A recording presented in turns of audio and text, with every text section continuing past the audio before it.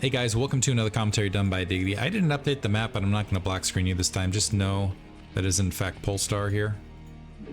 It's a pretty enjoyable map. Bottom right hand corner we got Tom starting as the red Zerg. Bottom left hand corner we got Metodman starting as the blue Protoss. See if Metodman can take this to a game 3. Game 1, Tom macroing very, very well. I honestly feel like the momentum swing was almost instantaneous, where Metodman sent the initial Zealot, and then Tom's drone drilling to halt the Zealot was beautiful. Textbook. I wish I could do that.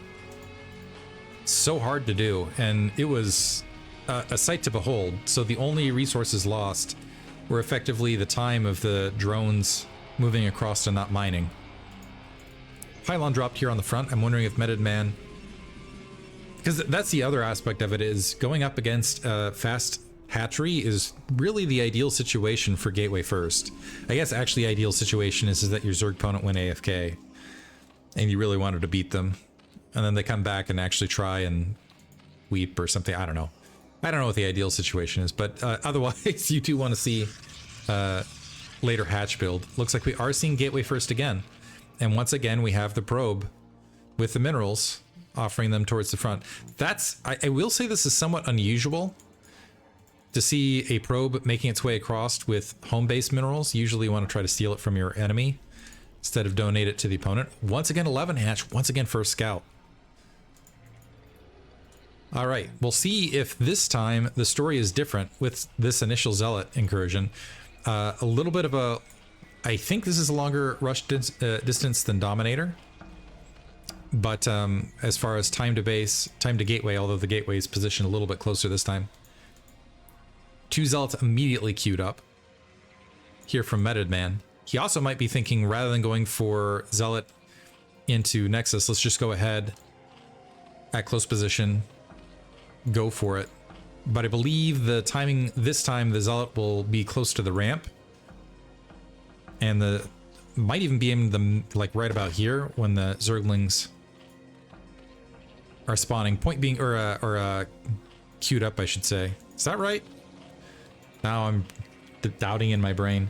The Zerglings will be queued up. The Zealot will already be here. They'll be about 3/4 finished, is what will be happening, theoretically. Theoretically. And that's if there's larvae that are saved. So first Zealot's been spotted here. Okay, yeah. So Zealot's here. I'm gonna keep eyes. Hatchery, that should be Zerglings immediately. Yeah, I said 3/4. Close. Just about. Okay. And that was presuming that there was just a lot of larvae and there's only the single larva. Could be... oh, Metodman dropping the ball on this. Took a lot of free hits. Instead, it is just allow... and here's the thing. Drones can attack from this angle as well, pecking at that probe, and this is just giving him an opportunity to build additional units to clear this. Zerglings 4 on the single Zealot, so I don't even... oh, the Zerglings spread out, though. What happened there? Drew back. That could have been an even better trade. So that Zealot actually gets 3 Zerglings and a drone. That's huge. Much better trade this time around. Better configuration here on the front as well. I'm also wondering if Metodman's build on the front was a little bit, threw him off a bit. Overlord taking some heavy hits, but able to draw back. Zerglings fanning out to see if they can find any sort of scout. There's no additional probe on the map, by the way. 3 o'clock hatchery should come online. This is classic or typical 973 territory, especially when you see an aggressive scout like that out on the map. 7X core plop down second gas as well. Overlord waiting to make a dive towards the main. Let's see if another Overlord makes its way forward. That's usually the biggest tell. Or a sizable tell, so you have like extra detection on the front just in case. Instead, we are in fact seeing a tech delayer. Metodman moving out with a few of these Zealots. I think wants to try to glean some information, also try to force a little bit else information-wise, and has opened up a path for the probe to make its way, although these Zerglings Okay, initially we're running by, but now going to re-engage. Zealot's going back to clog the main. This is huge, actually, for Metodman. He's also going to be able to get... That's cute! Look at that. Tom dropping the Hydwell in front here. Saying, okay, you want scouting information, I'll give you scouting information, but also plopping down the lair. So now, Tom kind of disrupting his own build order a little bit. Let's see if he goes Soma style in the midst of this. He's going to let it complete. He's not canceling. And Metodman sees it, but let's see if we also see a Spire in the midst of this. Just to create even more confusion, you can see Metodman not... So dropping a pylon near is natural. Just in case he needs it for a Spire opening. 2 Zealots nearby, by the way. 3rd Zealot towards the north. 4th Hatchery along the edge, so this is looking more typical. And a 5th Hatchery. This Zealot was able to get through the lines, and the Overlord died at the main. What did it die to? It must have moved back into the cannon path. I missed that. So Tom's supply block right this second. The drones fleeing from the 3 o'clock.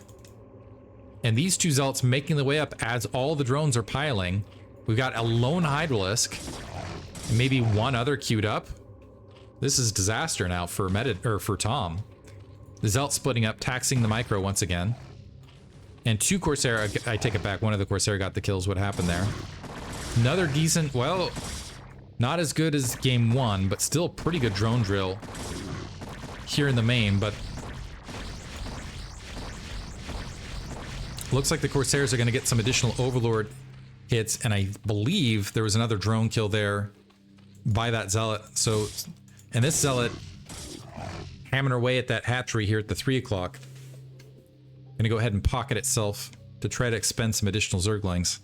At this stage, maybe wait for Mutalisk or Hydralisk. Do we have a Hydralisk? Yeah, you can just shoot over the line. Another Zealot marching out. We got an Overlord making its way top left. This is usually a micro Overlord for Mutalisks. Nice little disruption there by the Corsair to try to force the unit. Metodman just dominating a Zealot. I think he lost track of this Zealot. Maybe not. Maybe he was just trying to pull the Hydralisks away from this Overlord to try to get the kill. Which would make sense if he had a Dark Templar on the way, which he does. Trying to open that up, loses it just in the nick of time. What's the reverse of nick of time? Because it's like something happens positively in the nick of time typically. What is the reverse of that? Gateways plopping down. Psystorm. 3 cannons along that edge. I do believe Tom can turn this into a Lurker Contain without too much trouble. He might be a bit hesitant to do so until he has Overlord Speed, but Overlord Speed is not that far from completing, which is going to make it a lot harder for this Dark Templar to get something accomplished. Zealot Leg Speed is complete, by the way. I missed the timing on that and the early stages of the craziness. +1 weapons also done. 3 Zealots going to move their way out, clean up these Zerglings, and test their luck. No Sunken Colony, which we see more typically from Tom at these positions. We do have a lot of Hydralisks. Now, what these Zealots could do by attacking this natural expansion could draw a counterattack down, and then the Dark Templar might be able to sneak in with some clever play. But right now, Metodman, he's honestly, well, compared to game 1, he's in a much better position. Observatory is in play. Getting additional bases. He's got a supply lead. He has the Gateway Flood, likely to produce units to make his way out. Dark Templar was spotted, so it looks like that's going to get hunted down. +1 weapons on the way for the Hydralisks. But how much Psystorm? We got at least 3 Psystorms. It looks like the High Templar took a back seat to both the Dark Templar and some of the other action we saw. Bunch of Hydralisks crashing on the front, but again, I think this is more... Ooh, good Psystorm. Able to soften up a good number of them.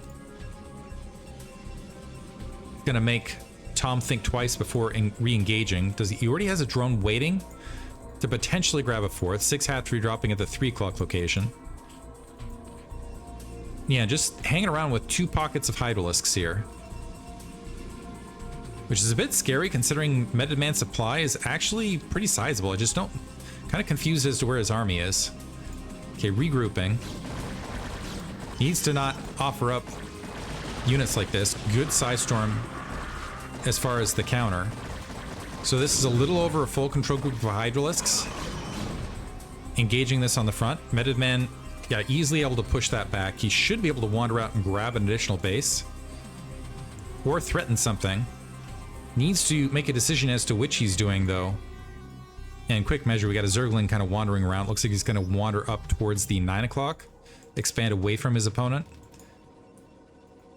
Tom's put himself in a good position to potentially swing down across this edge. That is, once the High Templar are in position, though, you can just leave one High Templar this direction and it becomes very difficult. Although the army getting split, and these High Templar are lucky they made it across the enemy lines the way they did. Psystorm blanketing both sides. A probe did make it through. It's having trouble making it its way across.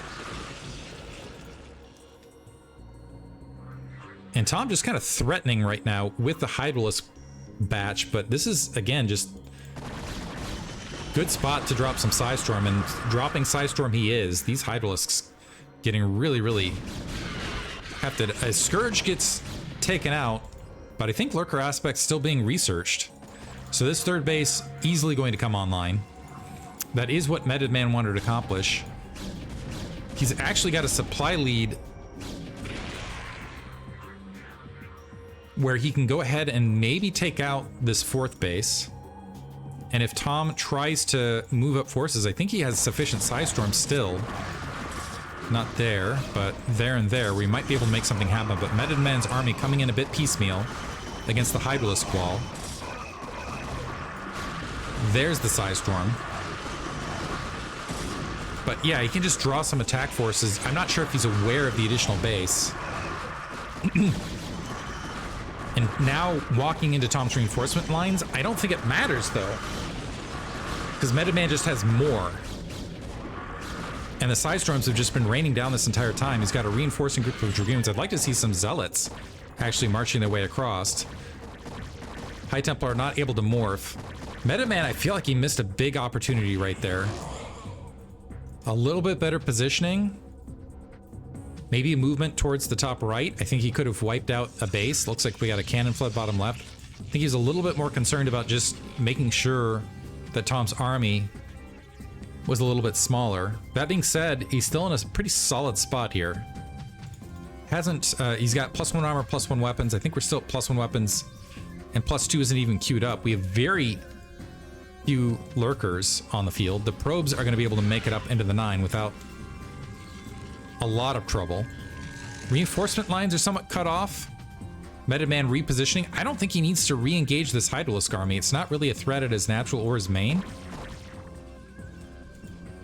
Zealot trying to find the fourth base. I don't think they recognize that it's here at the 2 o'clock location. Again, Metodman has enough of a supply lead where he could probably wipe. He's hunting down this. He's kind of doing something I've seen a lot of Terran do, which I think is a mistake, which is concentrating on hunting down the latent Hydralisk armies that are running around the field. And in doing so, this is buying Tom more time to get lurkers up, to stage some defenses, to get sunken colonies in place, to start saturating, to start filling in that supply count. You can see the lurkers morphing here in the background. And really, time is not usually, especially when you're looking at even worker counts in that fourth base already in place. You need to be decisive and fast to stay ahead and make sure that your Zerg opponent isn't able to get that momentum, isn't able to hit critical mass to roll. Okay, Psystorm against that wall. Metodman now keeping that army a little bit more cohesive. Some lurkers walking forward without burrowing. And gonna get Psystormed in mass. Bad engagement here from Tom. So we have 2 lurkers along that left-hand side, and they got 1 shot off. And now we're seeing the action that I was hoping for at earlier stages. The Observer, as soon as it wanders up, should be able to, yeah, clear out that lurker. And this is going to completely wipe out this, and now Metodman is in a stronger economic slot, regardless of what happens to this army. Might want to focus those hatcheries down, dropping Psystorm as they're trying to make their way back across. Now Tom in a lot of trouble. Yeah, 3 o'clock base gonna get wiped. Metodman can lose and rebuild this army without too much trouble. Can continually do this as well. This is a good time to actually just retreat. Just pull all this out. Instead of sacking it, is reinforcing into enemy controlled territory. Kind of donating units right this second. I say just draw this back. Draw this back, grab another base. Yeah, it looks like he plopped the 9 o'clock location. Single Zealot should be able to clear that out. Instead, Metodman continuing on the hunt with 2 separate control groups. Looks like they're trying to link up. Running into lurker lines. The fresh batch coming from the south look like they're going to be sufficient to dive into Tom. I'm actually a little bit shocked that Tom didn't have lurkers already up here at the 3 o'clock. But he's now fighting a downhill battle where he's has an inferior army. Metodman, despite clawing across Tom-controlled territory, was able to link up the reinforcements. So now he's got an overwhelming attack force to push in to this 3 o'clock base. You can see he's a little hesitant to dedicate it forward, though. More reinforcements making the way across, and this should be game. Emergency creep colonies getting dropped in the backfield.